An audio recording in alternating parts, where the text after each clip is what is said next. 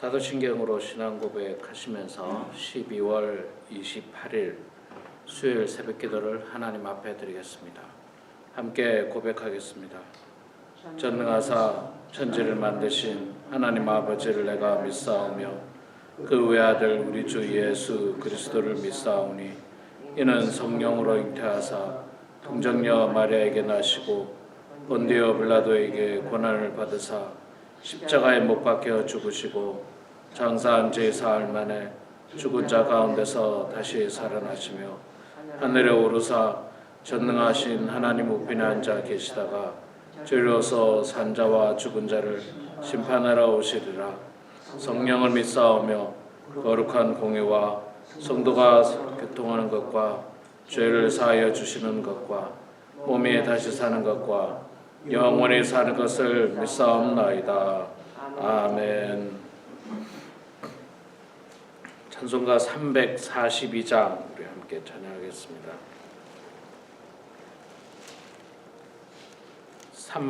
342장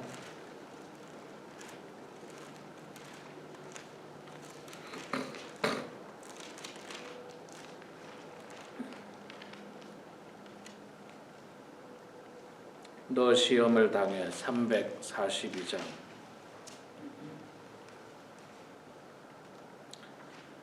네, 우리 함께 찬양하겠습니다.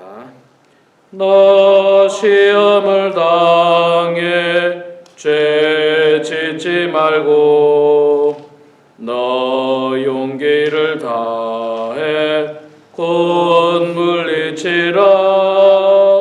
너 시험을 이겨 새 힘을 얻고 주 예수를 믿어 늘 승리하라. 우리 구주의 힘과 그의 위로를 빌라. 주님 내 편에 서서 항상 도우시리. 내 친구를 삼가 잘 선택하고 너행을 삼가 늘 조심하라. 너 열심을 다해 늘 충성하고 온 정성을 다해 주 봉사하라. 우리 구주의 힘과 그의 위로를 빌라. 주님 내 편에 서서 항상 도우시리. 잘 이기는 자는 상 받으리니 너 낙심치 말고 늘 전진하라. 내 구세주 예수 힘 주시리니 주 예수를 믿어 늘 승리하라. 우리 구주의 힘과 그의 위로를 빌라. 주님 내 편에 서서 항상 도우시리. 아멘. 욥기 25장 말씀 보도록 하겠습니다.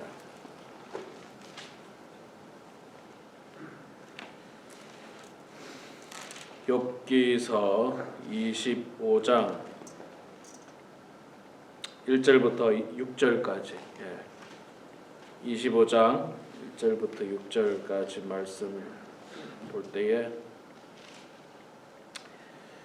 제가 2절 읽고 우리 성도님들께서 2절 읽고 한 절 읽고 제가 2절 한 절 이렇게 교독하겠습니다. 수아 사람 빌닷이 대답하여 이르되 하나님은 주권과 위엄을 가지셨고 높은 곳에서 화평을 베푸시느니라. 그의 문제를 어찌 들수 있으랴. 그가 비추는 광명을 받지 않는 자가 누구랴.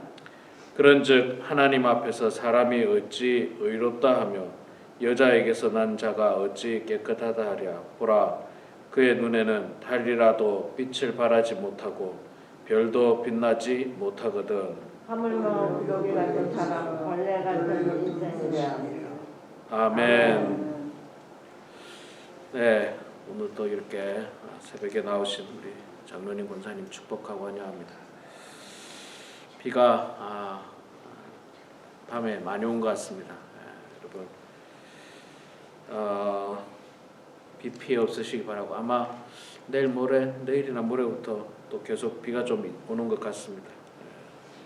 건강 유의하시고 늘 건강하게 새해를 한 해를 마무리 잘하시고 또 새해를 맞는 여러분 되기를 소망합니다. 자, 오늘 빌닷이라고 하는 친구가 세 번째 하는 말입니다. 25장에 하는데 우연히 짧습니다. 25장이 1절부터 6절까지 짧고요. 그 다음에는 또 길게 나옵니다만은 짧은 게 참 좋아요. 무슨 말이냐면 권면도 있잖아요. 권면도 책망도 짧아야 됩니다. 반대로 칭찬과 축복은 길어야 되고 권면과 책망은 짧은 게 좋아요. 그래서 보통의 경우 그런 이야기 하지 않습니까? 부모가 자녀를 책망할 때 10가지 칭찬하고 1가지 책망하라고. 이 반대가 되면 곤란합니다. 책망이 10가지고 칭찬은 아주 인색하고 이렇게 되면 요즘 젊은 세대나 요즘 우리 성도님들의 자녀 손주들 세대는 쉽게 받아들일 수가 없을 거예요. 그리고 또 누구든지 있잖아요. 사람은 누구든지 나이와 관계없이 누구나 책망보다는 칭찬을 듣기를 대부분의 사람들이 그렇지 책망을 더 좋아하는 사람은 없을 겁니다. 그래서 친구들이 와서 욥을 위로할 때 욥에게 예를 들어 정말 어떤 큰 심각한 문제가 있을 수도 있습니다. 지난번에도 제가 여러 번 말씀드렸지만 명백하게 드러난 죄가 있을 수도 있어요. 그런 죄가 있다 하더라도 권면이나 또는 어떤 책망은 가능하면 좀 짧게 하고, 반대로 칭찬할 거리가 있으면 마음껏 칭찬하라는 거죠. 마음껏 칭찬하고 그런 것이 사실 굉장히 인간관계에서 참 도움이 됩니다. 자, 오늘 빌닷이 1절부터 6절까지 짧게 이야기했는데 2절부터 나오는 내용이 보면 하나님의 주권에 대한 이야기와 거기에 비해서 인간의 연약함을 이야기합니다. 이것도 역시 이 말씀 자체로는 틀린 말이 하나도 없습니다. 아주 옳은 말만 하고 있죠. 2절에 보니까 하나님은 주권과 위엄을 가지셨고 높은 곳에서 화평을 베푸시느니라. 그렇죠. 하나님은 주권과 위엄이 있습니다. 하나님의 주권이 있어요. 하나님의 주권. 이 주권이라고 하는 게 이제 주인의 어떤 권리, 쉽게 말하면 주인의 권리인데, 내가 내 소유의 것을 내 마음대로 할 수 있는 권리입니다. 내가 내 소유의 것을. 예를 들어서 내 집의 자동차를 내가 팔 수도 있고, 누구에게 줄 수도 있고, 이건 내 주권이에요. 이걸 누가 침해할 수 없습니다. 내가 산 내 자동차인데, 이거를 누가 와서 그거 팔아라. 나에게 달라. 함부로 말할 수가 없어요. 왜냐하면 내 건데. 자, 우리 이 땅에 있는 모든 것, 인간을 비롯한 모든 온 세상의 만물의 주인은 하나님이십니다. 하나님이 주인이세요. 하나님이 주인이기 때문에 하나님 마음대로 할 수 있습니다. 팔 수도 있고 남에게 줄 수도 있고 망가뜨릴 수도 있고 다시 더 아름답게 할 수도 있고, 이게 하나님의 주권인데 이 주권에 대해서는 우리가 함부로 말할 수가 없어요. 장로님 그 차를 어떻게 하십시오. 이건 누가 말할 수가 없는 거예요. 어떤 우리 나라를 갖다 다른 나라에 그 나라의 어떤 주권을 침해하는 그 나라 그러면 안 된다 이렇게 이래라 저래라 사실 말할 수가 없습니다. 그 나라에 주권이 있기 때문에. 그래서 우리는 하나님 앞에 연약한 존재이기 때문에 사실 우리 하나님께서 사실은 아무 까닭도 없이 뭐 아무런 어떤 문제가 없이 우리를 괴롭히거나 우리를 뭐 망가뜨리는 그런 분이 아니십니다. 그럼에도 불구하고 설령 그럼에도 불구하고 우리가 그 이유를 찾지 못할 때가 있어요. 왜 하나님께서 나에게 이렇게 어려움을 주실까? 그 이유를 찾지 못할 때도 이거는 우리가 하나님을 원망해서는 안 된다. 하나님의 주권이다. 하나님의 주권을 인정하고 하나님께서 하시기를 원하는 대로 하는 것이 뭐 어쩔 수 없이 우리 인간이 받아들여야 하는 거예요. 때로는 우리가 참 감당하기 어려운 참사를 경험할 때도 있지 않습니까? 지난번에 한국의 어떤 많은 아이들, 젊은 아이들이 죽는 참사를 경험했습니다. 왜 하나님께서 이런 일들을 일어나게 하셨을까?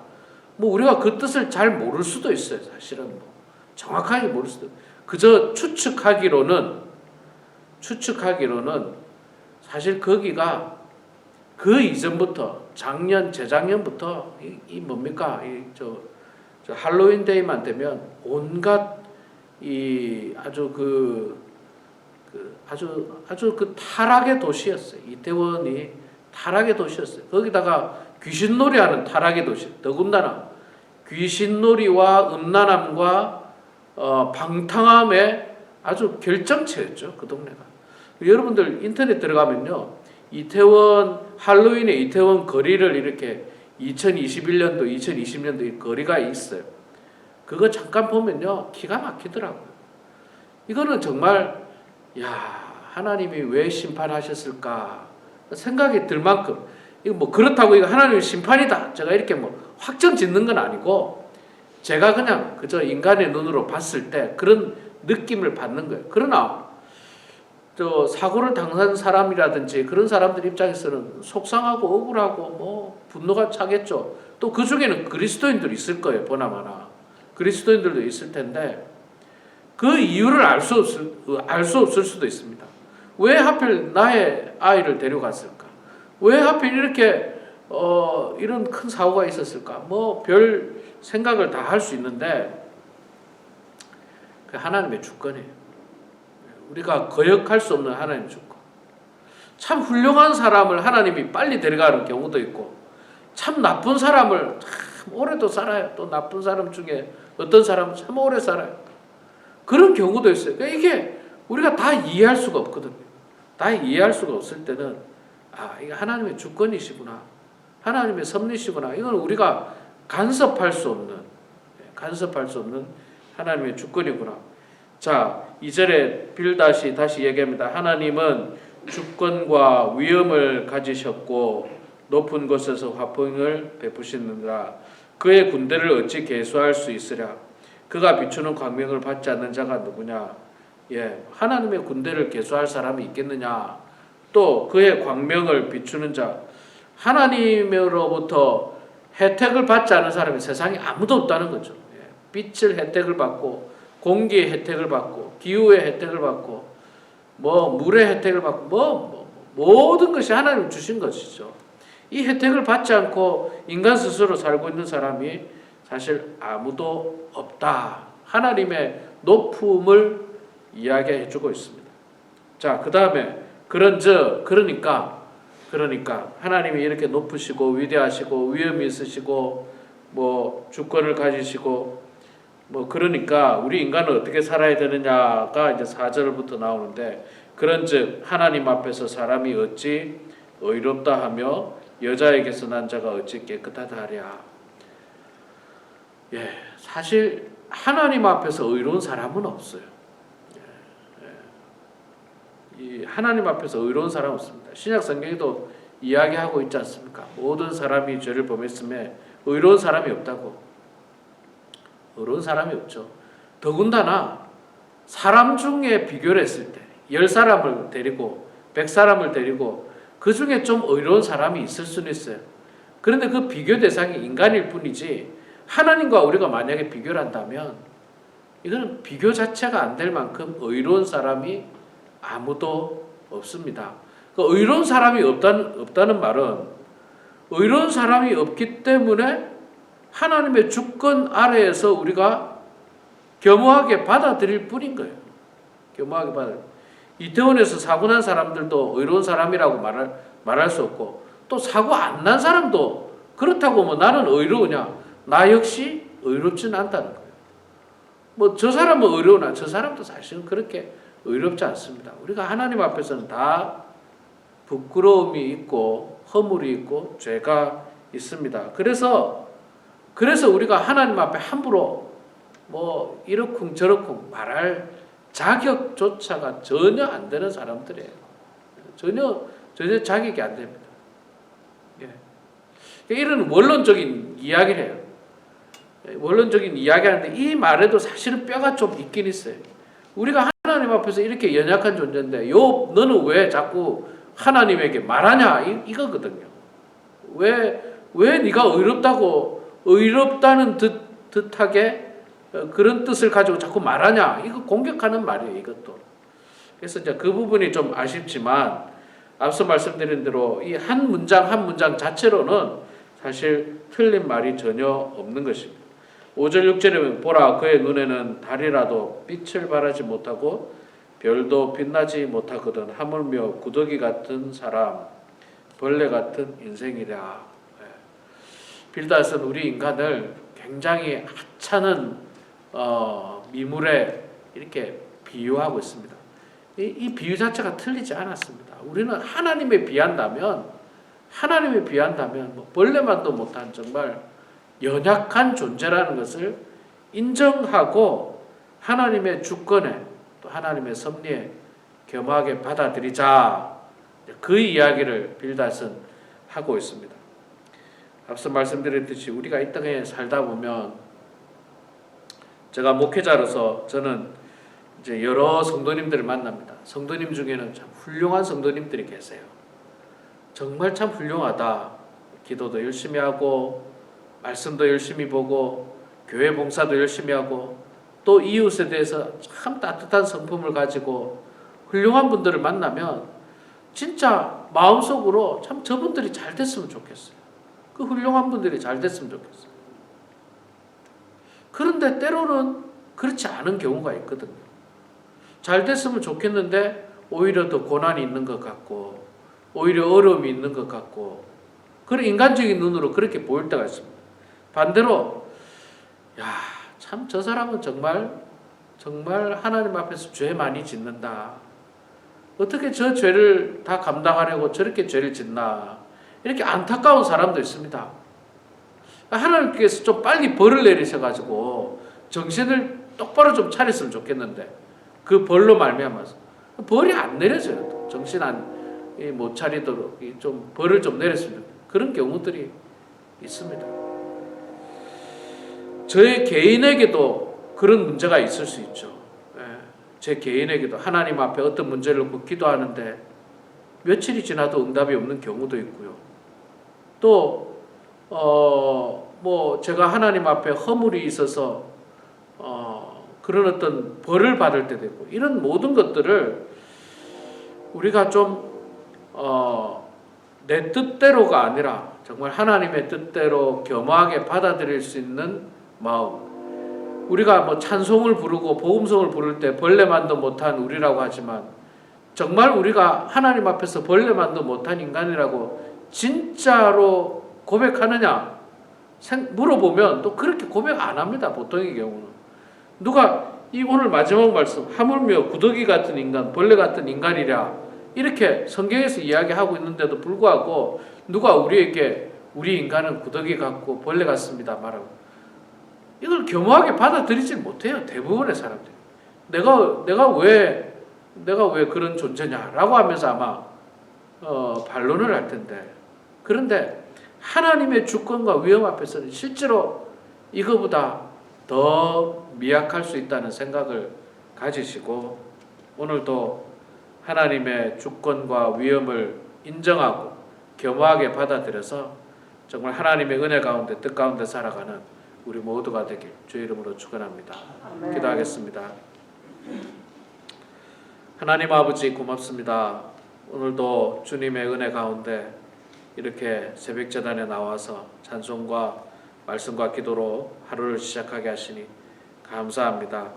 메말랐던 대지에 단비를 내려주셨듯이 하나님 아버지 저희들 마음속에 하나님의 말씀의 단비로 촉촉히 적셔질 수 있도록 도와주시고 풍요로운 마음을 가지고 풍요로운 우리의 생각을 가지고 사람들을 대하고 사람들에게 베푸는 저희들 다 될 수 있도록 도와주시옵소서.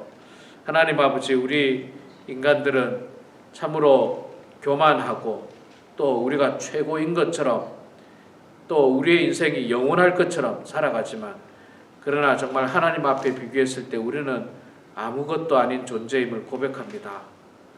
하나님 우리가 하나님의 주권과 위엄 앞에서 교만하지 않도록 도와주시고 겸손한 마음으로 하나님의 주권과 위엄을 인정하고 또 겸허히 받아들일 수 있는 성숙한 성도들 다 될 수 있도록 하나님 아버지 도와주시옵소서. 인간이 이 땅에서 태어나고 또 젊은 시절을 지내고 또 나이가 들면 점점 우리의 육신이 약해지는 것도 겸손하게 받아들이게 하시고 우리의 육신이 점점 약해져서 언젠가는 하나님 앞에 서게 되는 그날도 우리가 마음으로 서서히 겸손히 받아들일 수 있는 그런 성숙한 성도들이 다 될 수 있도록 하나님 도와주시옵소서. 다만 이 땅에 살 동안 우리들에게 주어진 이 귀한 시간을 의미 없이 보내지 않도록 도와주시고 성실하게 우리에게 주어진 이 시간을 잘 감당하게 하시고 무엇보다도 하나님 말씀대로 복음을 전하고 하나님 말씀대로 이웃을 사랑하는데 쓰임받을 수 있도록 하나님 축복하여 주시옵소서. 우리 범원 하나님께 사랑하는 모든 성도들 하나님 한 해를 잘 마무리할 수 있도록 도와주시고 특별히 송구영신 예배에 함께 참여해서 은혜로 한 해를 마무리하고 또 새해를 맞이하는 성도들 다 되게 하여 주시옵소서. 연로하신 성도님들 육신의 건강이 좋지 않은 성도님들 다 건강하게 해주시고 주의 은혜 가운데 살게 하여 주시옵소서. 이 시간에도 가정에서 또 예배당에서 하나님 앞에 기도합니다. 우리의 기도를 들어주시고 주님 응답하여 주셔서 하나님의 뜻 가운데 형통한 인생들 되게 하여 주시옵소서. 감사드리며 예수님의 이름으로 기도드리옵나이다. 아멘. 하늘에 계신 우리 아버지여 이름이 거룩히 여김을 받으시오며 나라가 임하시오며 뜻이 하늘에서 이루어진 것 같이 땅에서도 이루어지이다.